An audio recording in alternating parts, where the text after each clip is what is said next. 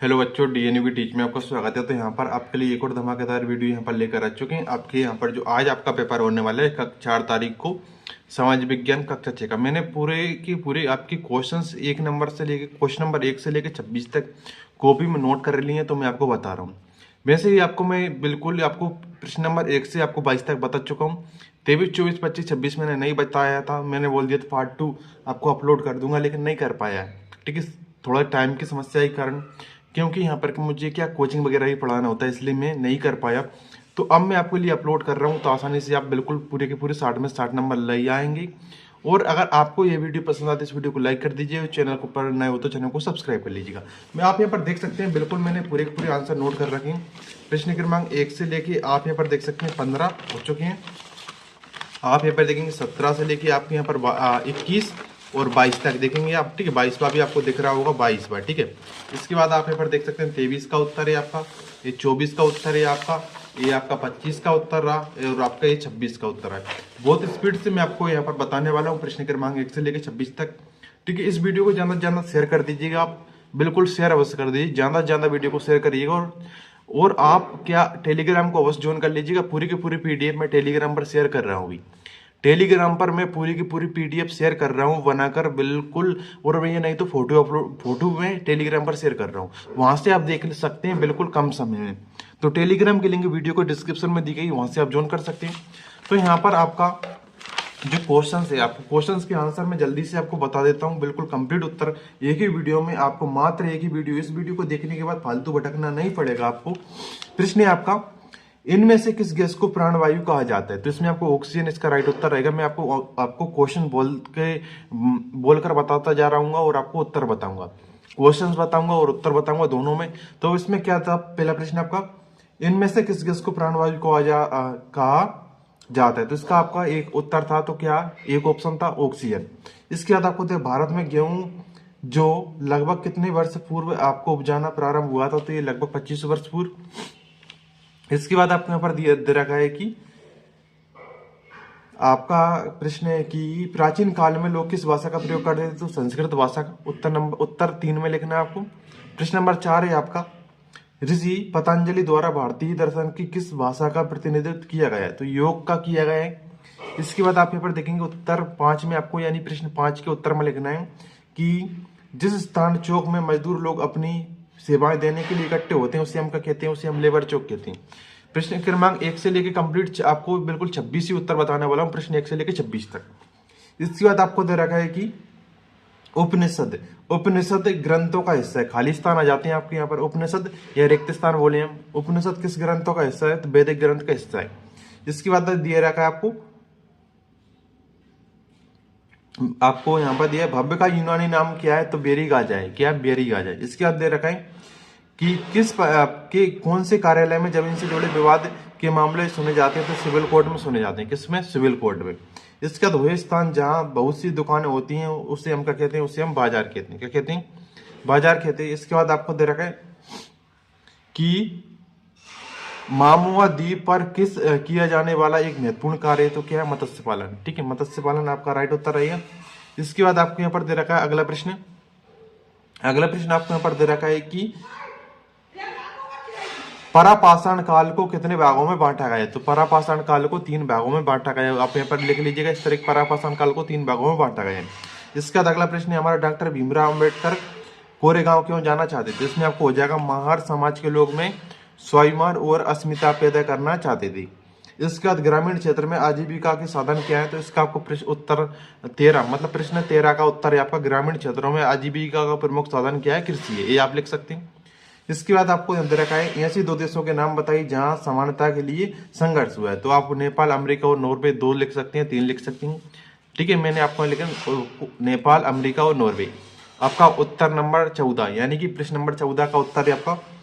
इसके बाद दे रखा है कि अंतर्राष्ट्रीय महिला दिवस कब मनाया जाता है? तो यहाँ पर आपको जो नोट कर रखा है क्या, तो इसमें आपको गलत लिख रहा है थोड़ा, ये 8 मार्च, 7 नहीं होगा, कितना होगा? 8 मार्च को अंतर्राष्ट्रीय महिला दिवस मनाया जाता है। तो 8 मार्च को मनाया जाता है आपका अंतर्राष्ट्रीय महिला दिवस। ठीक है, इसके बाद हमारा अगला प्रश्न दे रखा है। अगला प्रश्न दे रखा है कि जिनिंग मिल का कार्य लिखिए। जिनिंग मिल का क्या कार्य होता है? जिनिंग मिल का कार्य होता है कपास के स्टेपल को गोद में रखा जाता है और सीधा किया जाता है, ये आपका जिनिंग मिल का कार्य होता है। मैं आपको थोड़ा स्पीड से बता रहा हूँ क्योंकि टाइम आपका इतना बचा नहीं है कि मैं आपको बिल्कुल आसानी से इसको, और एक पूरी की पूरी पीडीएफ टेलीग्राम पर आपको देखने को मिलेगी। इसके बाद हमारे लिए दे रखा है उल्का पिंड और आपको क्षुद्र ग्रहों में एक अंतर बताना है। आपको इसका प्रश्न नंबर 17 है, उल्का पिंड और क्षुद्र ग्रह में अंतर बताइए। तो इसका आपको प्रश्न नंबर 17 में लिखना है उल्का पिंडों का 1 मीटर से कम व्यास है, जबकि क्षुद्र ग्रहों का 1 मीटर से अधिक व्यास है। ये आपका एक उत्तर, आपका अंतर हो चुका है। इसके बाद दे रखा है कि लीप वर्ष किसे कहते हैं, लीप वर्ष में कितने दिन होते हैं। तो ऐसा वर्ष होता है जिसमें एक दिन अधिक होता है। हर चौथे साल में लीप वर्ष आता है, जिसमें साल में 365 की जगह कितने होते हैं, 366 दिन होते हैं। लीप वर्ष में कितने दिन होते हैं, 366 दिन होते हैं। और फरवरी 28 की जगह कितने की होती है, 29 की होती है। इस वर्ष भी कितने की, आपकी 29 की फरवरी है, मतलब लीप वर्ष है। लीप वर्ष को हिंदी में बोलते हैं अधिवर्ष। इसके बाद आपको दे रखा है हड़प्पा कालीन सभ्यता के पतन के कारण लिखिए।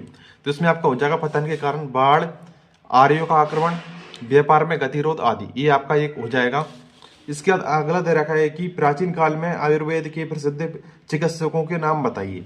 तो चरक, सुश्रुत और वाघ भट्ट आदि। तो पूरी यूट्यूब पर कॉपी के माध्यम से कोई नहीं बता रहा हो आपको जो मैं बता रहा हूँ, ठीक है। आप देख लेना, पूरी यूट्यूब पर खोलकर देख लेना, कितनी भी वीडियो देख लेना, आपको कोई नहीं बता रहा है। और अब मैं आपको यहाँ पर कहना चाहूंगा कि अगर आप हमारे चैनल से पहले से जुड़ रहे होंगे तो आपके पेपर सभी अच्छे गए होंगे, ठीक है। और कुछ स्टूडेंट्स का होता है भटकने का काम, तो भटकते रहते हैं, उनके बिल्कुल पेपर खराब होता है।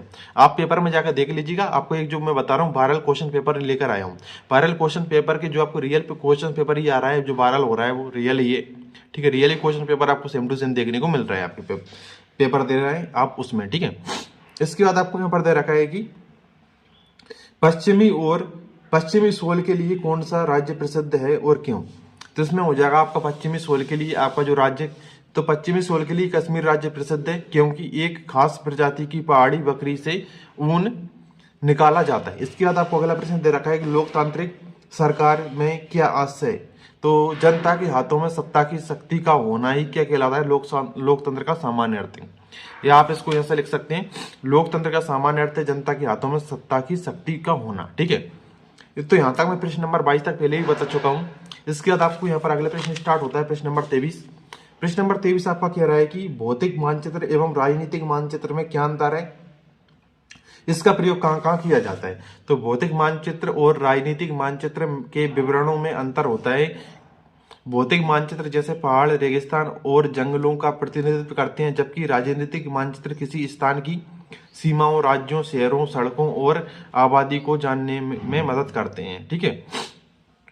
ये आपका उत्तर हो चुका है। इसके बाद अगला प्रश्न कह रहा है कि उत्तरी मैदान में अधिक जनसंख्या निवास करती है, ऐसा क्यों होता है। तो उत्तरी मैदान कृषि के लिए उपजाऊ भूमि प्रदान करते हैं, इसलिए इनमें अधिक जनसंख्या निवास करती है। ये आपका उत्तर नंबर 24 हो चुका है। अगले प्रश्न की तरफ बढ़ते हैं। तो जैसा कि मैंने आपको बताया था कि एक ही वीडियो में आपको 26 नंबर तक क्वेश्चन बताए जाएंगे, तो पूरे के पूरे बता रहा हूं मैं। इसके बाद दे रखा है कि कलिंग युद्ध के बाद अशोक के विचारों में क्या परिवर्तन हुए, लिखिए। तो कलिंग युद्ध के बाद अशोक ने अपनी साम्राज्यवादी नीतियों का परित्याग करके अहिंसा का व्रत धारण कर लिया। बिल्कुल आपको सिंपल तरीके से मैंने आपको आंसर बताया, ज्यादा फालतू का भी लिखा नहीं है, ठीक है। इसके बाद पंचायती राज के तीनों स्तरों के नाम बताइए तथा जिला पंचायत के कार्य लिखिए। ये आपका प्रश्न नंबर 26 है। तो ग्राम पंचायत 3 स्तरीय, पंचायत समिति, जिला परिषद आप हो जाएंगी, कार्य आपके हो जाएंगे पंचायत के, जिला पंचायत सभी क्षेत्र पंचायतों की विकास योजनाओं को समेकित करके जिले के लिए प्रत्येक साल एक विकास योजना तैयार करती है। तो ये आपका हो चुका है कंप्लीट उत्तर। प्रश्न क्रमांक 1 से लेकर मैंने 26 तक बता दिए। अगर आपको वीडियो पसंद आई हो तो वीडियो को एक लाइक अवश्य कर दीजिए हमारी मोटिवेट के लिए, जिससे आपको हमारी कितनी मेहनत लगती है आप जानते हैं वीडियो बनाने में और अपलोड करने में और आप तक पहुंचाने में, ठीक है। और चैनल पर ना हो तो चैनल को सब्सक्राइब करिएगा और इस वीडियो को ज्यादा से ज्यादा सभी दोस्तों को फिर शेयर कर दीजिए, जिससे आपकी तरह की आपके दोस्तों के 60 के 60 नंबर आ जाएं। तो मैंने आपको 60 ही नंबर का पूरा पेपर बता दिया है जो आपका पेपर है, ठीक है। देख सकते हैं कक्षा सामाजिक विज्ञान 4 तारीख को आपका पेपर होने वाला है। तो मिलते हैं आने वाले नेक्स्ट वीडियो में, जो भी आपके, अब तो आपका लास्ट पेपर है, लास्ट पेपर के बाद आप जो अगली क्लास में पहुंच जाएंगे 7th क्लास में, तो 7th क्लास की आपको जब गर्मियों में कंटिन्यू वीडियो आपको अपलोड होती रहेंगी आपकी मैथ की सभी सब्जेक्ट की। तो थैंक फॉर वॉचिंग वीडियो।